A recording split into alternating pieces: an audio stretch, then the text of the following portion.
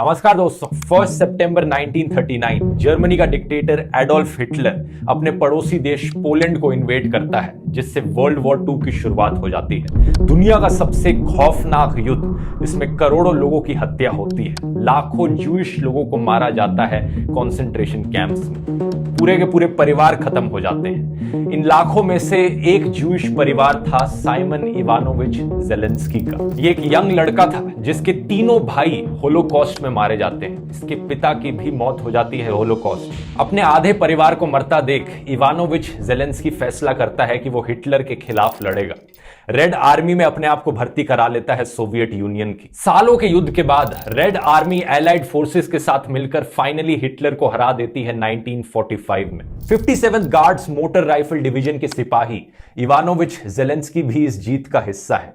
वो जिंदा बच जाते हैं। आगे चलकर 25 जनवरी 1978 में उनके पोते वोलोडिमीर जेलेंस्की का जन्म होता है। बचपन से ही इन्हें एक्टिंग का काफी शौक है, तो 17 साल की उम्र पे ये कॉमेडी में अपना एक करियर बनाते हैं और एक्टर और कॉमेडियन बन जाते हैं। इवानोविच के ग्रैंडसन वोलोडिमीर के लिए जमाना बहुत अलग था। इन्होंने कभी युद्ध नहीं देखा था अपने आप से, लेकिन इन्होंने करप्शन जरूर देखी। अपने देश में करप्शन से परेशान होकर इन्होंने सोचा कि अब ये पॉलिटिकल करियर अपनाएंगे और देश को करप्शन से साफ करेंगे। 2019 में ये प्रेसिडेंशियल इलेक्शंस लड़ते हैं और सक्सेसफुली जीत जाते हैं। फास्ट फॉरवर्ड 2022, इतिहास एक ऐसा मोड़ ले लेता है कि युद्ध फिर से जेलेंस्की परिवार के दरवाजे पर खटखटाता है। कहा जा रहा है कि Ukrainian president Volodymyr Zelensky target number 1 है पुतिन का, और इनका परिवार टारगेट नंबर 2। रशियन फोर्सेस को कहा गया है कि इन्हें जाकर असैसिनेट किया जाए। एक्सपर्ट्स की माने तो पुतिन का यहां पर मकसद है यूक्रेनियन सरकार को ओवरथ्रो करना और अपनी एक पपिट सरकार बनाना यूक्रेन में, यानी एक नई सरकार एस्टैब्लिश करना जो पुतिन के इशारों पर नाचेगी। इस खतरे के बीच कई लोगों को लगा था कि जेलेंस्की अपना देश छोड़कर भाग जाएंगे, ठीक उसी तरीके से जिस तरीके से अफगानिस्तान के प्रेसिडेंट अपना देश छोड़कर भागे थे जब तालिबान ने पूरे देश पर कब्जा जमा लिया था। तो लेकिन यहां पर ऐसा नहीं हुआ। जेलेंस्की ने अपना देश नहीं छोड़ा, बल्कि सामने खड़े होकर बहुत ही रोंगटे खड़े कर देने वाला ये भाषण दिया। Мы точно знаем, нам не нужна война, не холодная, не горячая, не гибридная. Но если на нас будут наступать войска, если у нас попытаются отнять нашу страну, нашу свободу, наши жизни, жизни наших детей, мы будем защищаться. Не наступать, защищаться. Наступая, вы будете видеть наши лица. Не наши спины, наши лица. इन्वेजन शुरू होते वक्त ना सिर्फ इन्होंने अपने देशवासियों को एड्रेस किया, बल्कि इन्होंने रशियन भाषा में भी बात करी, रशियन लोगों तक एक संदेश पहुंचाने की कोशिश करी। इन्होंने बताया कि इनकी कोई दुश्मनी नहीं है रशियंस के साथ। यहां पर पुतिन लोगों को ब्रेन वॉश करने की कोशिश कर रहा है। पुतिन का बिकाऊ मीडिया रशियन लोगों को गुमराह कर रहा है कि यहां पर यूक्रेनियंस ने कुछ हमला किया हो। यूक्रेनियन लोग, यूक्रेनियन आर्मी अपने डिफेंस में काम कर रही है, अपने देश में शांति से बैठी हुई है। उनकी तरफ से कोई भी प्रोवोकेशन नहीं हुआ है। यहां पर सिर्फ पुतिन इन्वेजन कर रहा है। Цим ранком ми захищаємо нашу державу наодинці. Як і вчора, найпотужніші сили світу спостерігають здалеку. Уважаемые граждане Российской Федерации, как я уже и сказал, сегодня ночью начали бомбить жилые кварталы города-героя Киев. Всем гражданам Российской Федерации, которые выходят на протесты, хочу сказать, мы вас видим. Это значит, что вы нас услышали. Это значит, вы нам начинаете верить. Боритесь за нас, боритесь против. Russia has attacked Ukraine. This is a brutal act of war. Our thoughts are with the brave people of Ukraine.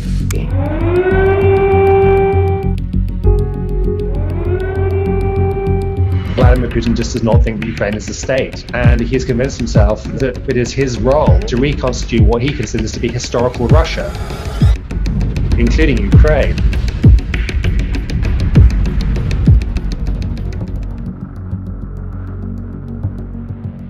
Russia को इन्वेजन लॉन्च के 2 दिन हो चुके हैं। इस वीडियो को मैं बनाने लग रहा हूं 25 फरवरी की रात को। चीजें बड़ी तेजी से बदल रही हैं, लेकिन इस पॉइंट ऑफ टाइम पर स्टेटस अपडेट आप इस नक्शे में देख सकते हैं। ये यूक्रेन का नक्शा है। येलो कलर वो एरिया है जो यूक्रेन सरकार के कंट्रोल में है। जो रेड कलर है इस नक्शे पर वो रशियन फोर्सेज हैं जो 3 दिशाओं से आगे बढ़ रही हैं। रेड कलर का एरिया ऑलरेडी रशियन मिलिट्री के कंट्रोल में आ चुका है। जो येलो डॉट्स आप इस मैप पर देख रहे हैं वो सारे वो पॉइंट्स हैं जहां पर बम गिराए गए हैं या फिर हमले किए गए हैं रशियन एयरफोर्स के द्वारा। ये मोस्टली मिलिट्री पॉइंट्स पर किए गए हैं जहां पर हथियार रखे थे यूक्रेनियन आर्मी के, लेकिन कुछ सिविलियन घर भी डिस्ट्रॉय हुए हैं और सिविलियन लोगों की भी मौतें हुई हैं। अभी तक रिपोर्ट किया गया है कि 135 यूक्रेनियंस अपनी जान खो चुके हैं। 1 लाख से ज्यादा लोगों को अपने घर छोड़ने पड़े हैं और उनमें से कई हजारों यूक्रेन देश छोड़कर बाहर जा रहे हैं। एक बार फिर से अगर आप इस मैप पर नजर डालेंगे तो आपको दिखेगा कि साउथ और ईस्ट में रशियन फोर्सेस काफी सक्सेसफुल रही हैं अपने मिशंस में, लेकिन नॉर्दर्न जो पार्ट है यूक्रेन का, यूक्रेनियन फोर्सेस बड़ी बहादुरी से होल्ड ऑफ कर पा रही हैं। इस जंग के दौरान कुछ बड़ी ही हीरोइक कहानियां सुनने को मिली हैं, जैसे कि स्नेक आइलैंड पर, एक आइलैंड है यूक्रेन के साउथ में, जब रशियन फोर्सेस ने वहां पर ऑक्यूपाई किया तो 13 यूक्रेनियन सोल्जर्स ने पकड़े जाने के बाद भी सरेंडर करने से मना कर दिया। उल्टा गालियां देने लगे वो मुंह पर रशियन सोल्जर्स को और वो शहीद हो गए।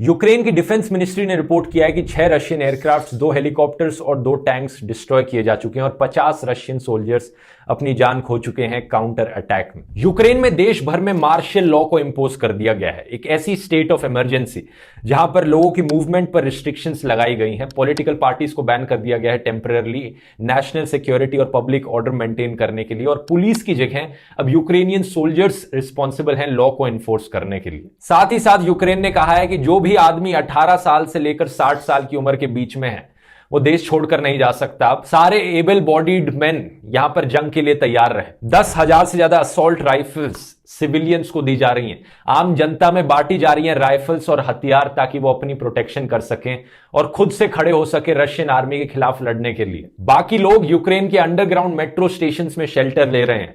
दृश्य कुछ ऐसे दिख रहे हैं वहां पर। We know that people are taking shelter in subways as they're really concerned about Russian bombing.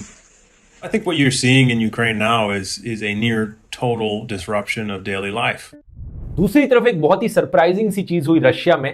हजारों लोग सड़कों पर आ गए सेंट पीटर्सबर्ग में पुतिन के खिलाफ प्रोटेस्ट करने के लिए, ये नारे लगाते हुए कि हमें जंग नहीं चाहिए, हम वॉर नहीं चाहते, पुतिन यहां पर एक वॉर मॉन्गर है। यह चीज सरप्राइजिंग इसलिए है क्योंकि हम सब जानते हैं कि रशिया में बहुत से लोग हैं जो वॉर नहीं चाहते, लेकिन रशिया में प्रोटेस्ट करना यह बहुत ही बहादुरी की बात है, क्योंकि पुतिन बेसिकली एक डिक्टेटर है और जो भी लोग पुतिन के खिलाफ बोलते हैं वो जेल में जाते हैं। जो लोग प्रोटेस्ट कर रहे थे उनमें हजारों लोगों को अब डिटेन भी कर लिया गया है पुतिन के द्वारा। तो रशियन लोग जानते हैं कि यहां पर उन्हें जेल में डाल दिया जाएगा पुतिन के खिलाफ प्रोटेस्ट करने के लिए, लेकिन फिर भी वो सड़कों पर उतर रहे हैं, प्रोटेस्ट कर रहे हैं। ये बताना चाहते हैं कि जो यहां पर इन्वेजन किया जा रहा है ये पुतिन अपनी मर्जी से कर रहा है, रशियन लोगों की मर्जी से नहीं। अपनी तरफ से पुतिन की जस्टिफिकेशन ये है कि वो यूक्रेन में डीमिलिटराइजेशन और डीनाजिफिकेशन करने लग रहा है। Мною принято решение о проведении специальной военной операции. Ее цель – защита людей, которые на протяжении 8 лет подвергаются издевательствам, геноциду со стороны киевского режима. पुतिन के अकॉर्डिंग यूक्रेन ने सेपरेटिस्ट एरियाज में एक जेनोसाइड किया है।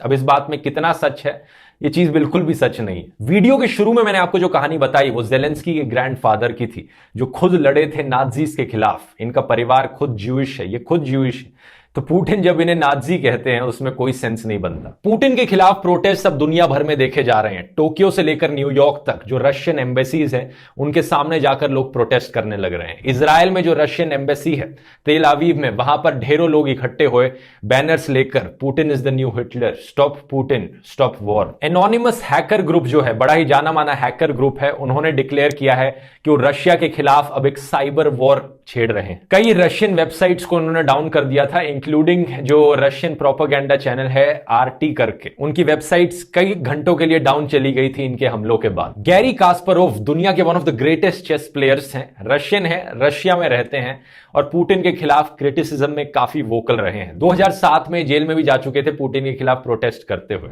ट्विटर पर इन्होंने ट्वीट करते हुए कहा दुनिया भर के वर्ल्ड लीडर्स को कि वो यूक्रेन को सपोर्ट करें, हथियार प्रोवाइड करें, इंटेलिजेंस प्रोवाइड करें और पुतिन की जो वॉर मशीन है उसे बैंकरप्ट करें। रशिया के फाइनेंसेस को फ्रीज कर दिया जाए और सीज कर दिया जाए। रशियन होते हुए ये सब कहने लग रहे हैं। खैर, अगर अभी की सिचुएशन पर वापस आए तो चेरनोबिल का जो एरिया है वो भी रशिया ने अब कब्जा लिया है, रशियन ऑक्यूपेशन के अंडर आ चुका है।